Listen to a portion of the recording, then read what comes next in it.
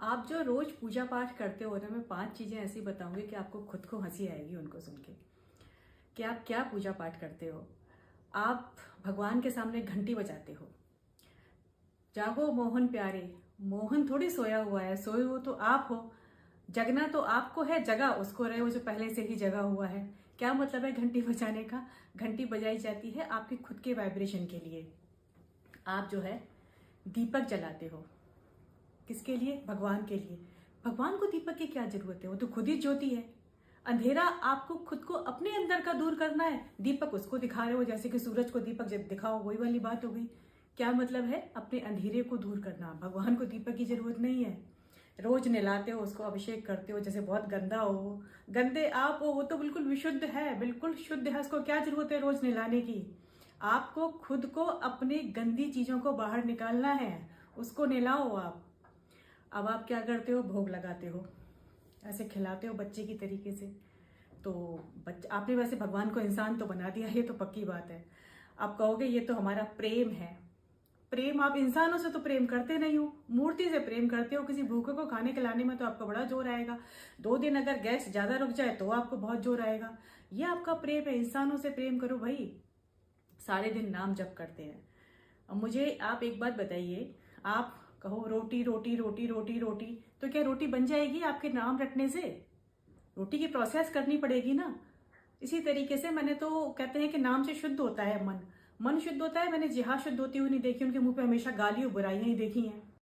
इन madam का भी कुछ हद तक कहना ठीक है कि भगवान को नहलाने की ज़रूरत नहीं, खुद को साफ करने की ज़रूरत है, उनको खिलाने की ज़रूरत नहीं है, वो तो सबको देते हैं। या उनको सुलाने की ज़रूरत नहीं है, वो क्या कभी सोते हैं? और इनका कहना है कि नाम जप करने का भी कोई ज़रूरत नहीं है, क्योंकि मन साफ करो। तो इनके हिसाब से है दीपक भी मत जलाओ, कुछ भी कोई पूजा पाठ मत करो। इनके कहने का मतलब है खुद को देखो, तो खुद को भी देखो और पूजा पाठ भी करो।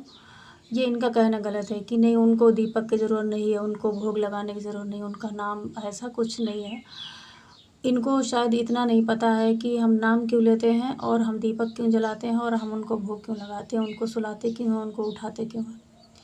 क्योंकि मैंने अगर लड्डू गोपाल को घर में अपने रखा है, लड्डू गोपाल या भोलेनाथ है, तो हम उनको अपना घर का सदस्य मानते हैं, ये हमारी फीलिंग है।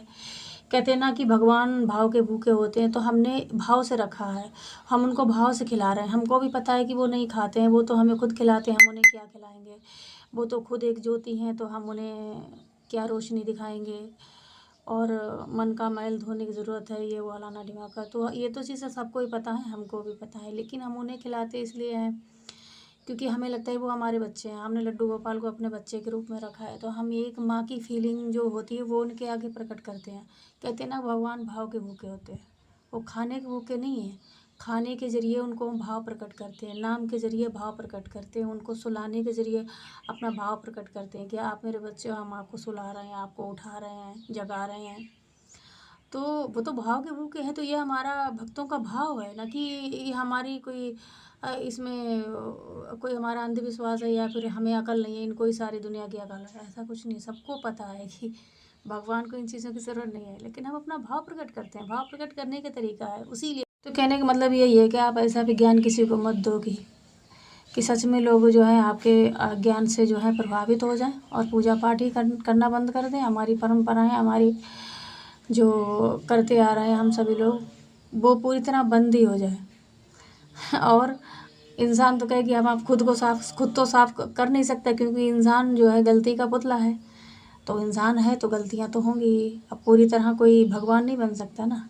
तो इसलिए ऐसी सीख मत दो, सीख दो थोड़ा सोच समझ के दो इंसान को। हम समझते हैं आप क्या कहना चाह रही हो, हर कोई नहीं समझता। आपकी बात पकड़ के इंसान बैठ जाएगा, अरे नाम भी नहीं लेना ज़रूरी है, पूजा भी करना ज़रूरी नहीं है, अरे ये भी ज़रूरी नहीं, वो भी करना गलत है ये। ठीक है।